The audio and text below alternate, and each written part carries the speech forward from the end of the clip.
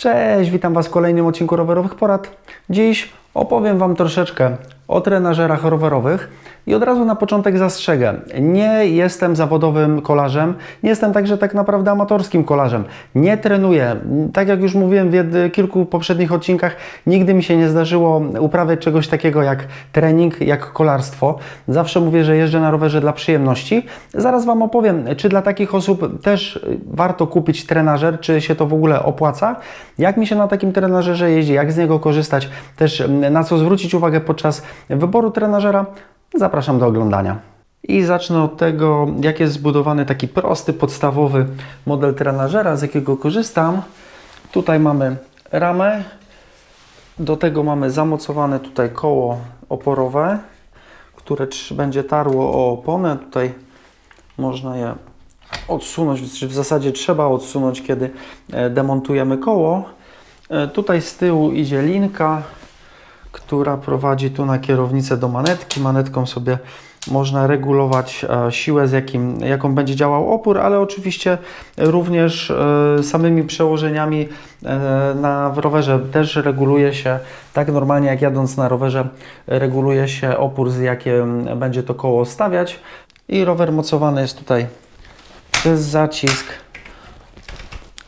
Dokręca się to solidnie, tutaj zabezpiecza i wtedy rower jest w miarę pewnie zamontowany. Tutaj mogą Was dziwić podkładki, czy w zasadzie kawałki tektury, które podłożyłem. Fajnie byłoby oczywiście podłożyć jakąś starą karimatę, czy specjalną na przykład matę pod trenażer. No ja akurat tego nie mam, więc skorzystałem z takich prostych tekturowych podkładeczek. No chodzi trochę o zminimalizowanie czy zmniejszenie wibracji, zmniejszenie hałasu, chociaż o hałasie też za chwilkę jeszcze będę przy wadach i zaletach opowiadał. I tutaj mam założoną specjalną oponę do trenażerów. No, opony tego typu nie są tanie, bo około 100-120 zł trzeba za taką oponkę dać. Czy warto w taką oponę zainwestować? Powiem Wam tak, kiedy kupiłem trenażer, to było jakieś, mam go z 5 albo 6 lat. Kiedy go kupiłem, próbowałem jeździć na zwykłych oponach Schwalbe Kojak i one są gładkie, więc tutaj z tym nie było problemu, żeby na tej rolce sobie opona pracowała. Niestety było to niezbyt dobre rozwiązanie z tego względu, że opona, po pierwsze, jest taka opona do jazdy po drodze, jest wykonana z miękkiej mieszanki przyczepnej specjalnie tak, żeby była przyczepna do asfaltu, więc leciały tutaj z tego, zwłaszcza przy szybszej jeździe, leciały skrawki, opiłki gumy, guma się nagrzewała, niezbyt to ładnie pachniało, więc zainwestowałem w taką oponę. Tutaj ta opona jest wykonana z twardszej mieszanki. Ta guma, z tego co producent tutaj nawet gdzieś na oponie, producent podaje, że ona się nie nadaje do jazdy na zewnątrz, że jest to tylko i wyłącznie do jazdy na trenażerze opona. Mam ją już właśnie od samego prawie że początku, to około 5 lat. Spokojnie nadal na niej jeżdżę. Ta guma jest o wiele bardziej wytrzymała, nie ściera się tak jak w zwykłych oponach. No i tutaj też ryzyko złapania kapcia jest praktycznie nie ma tego ryzyka, więc taka opona starcza na dużo dłużej. I tak jak mówiłem na początku, tutaj ten mój trenażer to jest prosty model, to jakiś najprostszy model Elita, w tym wypadku Volare Mag Alu. Już on jest nie do kupienia, został zastąpiony przez jakiegoś następcę, który różni się w zasadzie tylko tym, że już teraz raczej producenci nie robią tak, że rolka jest z metalu, tylko jest pokryta już jakimś elastomerem, jakimś żelem. W każdym razie ma to minimalizować hałas. No w momencie, kiedy ja kupowałem ten trenażer, to ten najniższy model miał jeszcze taką zwykłą rolkę. Teraz już mało kto to stosuje, wszyscy poszli ten żel i warto, kupując trenażer, zwrócić uwagę na to, żeby on był stabilny, żeby rower, kiedy będziemy na nim jechać, żeby jakoś specjalnie się tutaj w tym mocowaniu, żeby się nam nie poruszał. On oczywiście i tak będzie pracował, tego się nie uniknie, ale w tych najtańszych trenażerach może być z tym różnie, zwłaszcza jeżeli próbujemy jakoś siłowo jeździć. I bardzo fajnym dodatkiem do trenażerów jest podstawka pod przednie koło. Dzięki temu mamy koła na mniej więcej tej samej wysokości, więc siedzi się na rowerze o wiele wygodniej.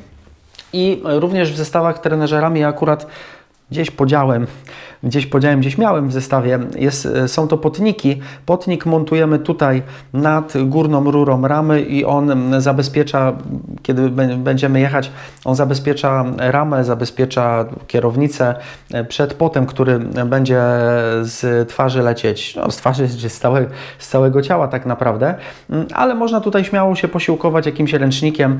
I jeszcze dwa słowa o tym, czym różnią się takie proste modele trenażerów od tych lepszych, wyższych modeli.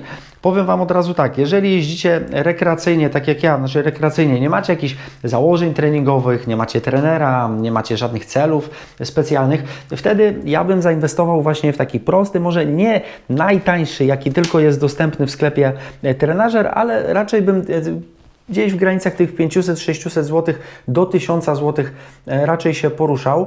Z tego względu, że te funkcje, które są w tych droższych trenażerach, nie są aż tak do takiej zwykłej jazdy potrzebne. W tych droższych trenażerach wygląda to tak, że po pierwsze jest koło tutaj zamachowe, jest większe, jest cięższe, generuje dużo większy opór, także mamy tę możliwość, żeby potrenować sobie jakieś bardzo strome podjazdy.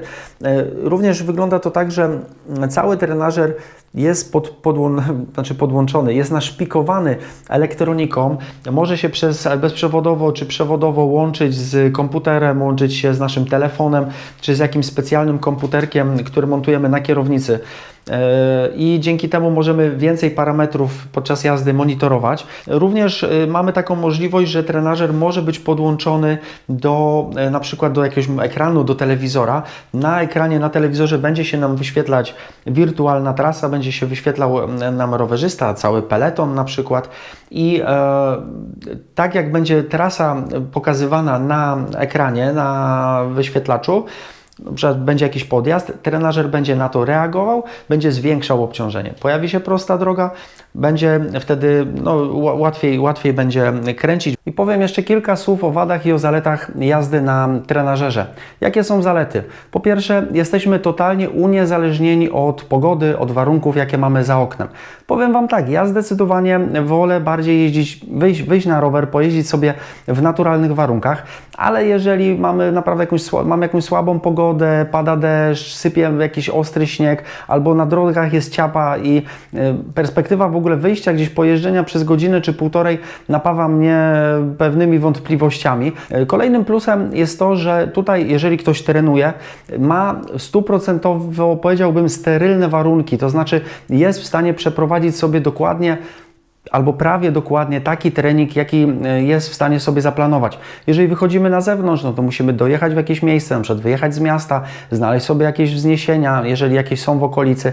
Tutaj, jeżeli tylko trenażer to umożliwia, mamy możliwość przeprowadzenia takiego cyklu treningowego, jaki chcemy. Kolejny plus trenażera to jest to, że siedzimy na swoim własnym rowerze. Nie na rowerku treningowym, gdzie nie każdemu może odpowiadać pozycja z takiego rowerka. Przy okazji też taki trenażer zajmuje dużo mniej miejsca. Znaczy on teraz po rozstawieniu oczywiście pewną jakąś tam powierzchnię zajmuje, ale jeżeli wystawię rower, można tutaj te nóżki złożyć, on wtedy robi się płaski i spokojnie jesteśmy w stanie go schować gdzieś tam w kącie pokoju. Natomiast nie ma róży bez ognia, jak to mówi klasyk, są również wady. Pierwsza, moim zdaniem najważniejsza wada tutaj tego typu jazdy jest to wielka, wszechogarniająca nuda. Przynajmniej ta nuda będzie dotyczyć większości osób, zwłaszcza takich jak ja, które nie mają żadnego planu treningowego. Kiedyś spotkałem się z taką opinią, ktoś mi napisał, że on się na trenażerze nie nudzi, on ma jakiś cykl treningowy do zrealizowania, wsiada, jedzie i go realizuje. Ja oczywiście taką osobą nie jestem, więc to też nie chodzi o to, że jazda na trenażerze jest jakaś nieprzyjemna, to nie są jakieś męki, jakieś katusze, że ktoś mnie zmusza do jazdy, ale jednak kiedy jedziemy gdzieś na zewnątrz, sceneria się zmienia, coś się ciekawego dzieje.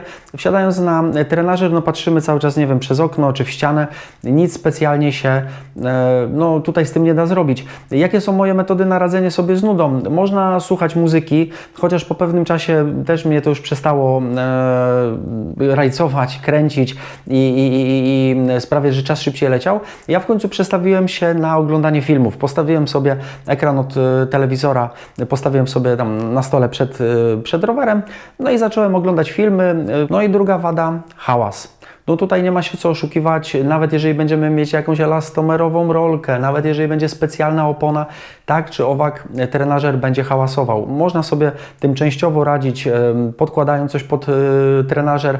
Nie jest to hałas, który będzie przeszkadzał jadącemu, bo jeżeli założy się słuchawki, no to ten hałas nie będzie aż tak irytujący, no ale już innym domownikom i już tym bardziej sąsiadom gdzieś z góry, a zwłaszcza z dołu, jeżeli mieszkamy w bloku, no to wtedy będzie ten hałas, no będzie mógł powodować pewne jakieś niesnaski i problemy. Sąsiad może z pretensjami przyjść. Mi się to jeszcze nigdy nie zdarzyło. No, dziękuję moim wyrozumiałym sąsiadom, ale też nie katuję ich przez wiele godzin codziennie na trenażerze, więc myślę, że tam 2 razy w tygodniu, jak sobie na niego wsiądę na godzinkę, to już sąsiedzi wybaczą.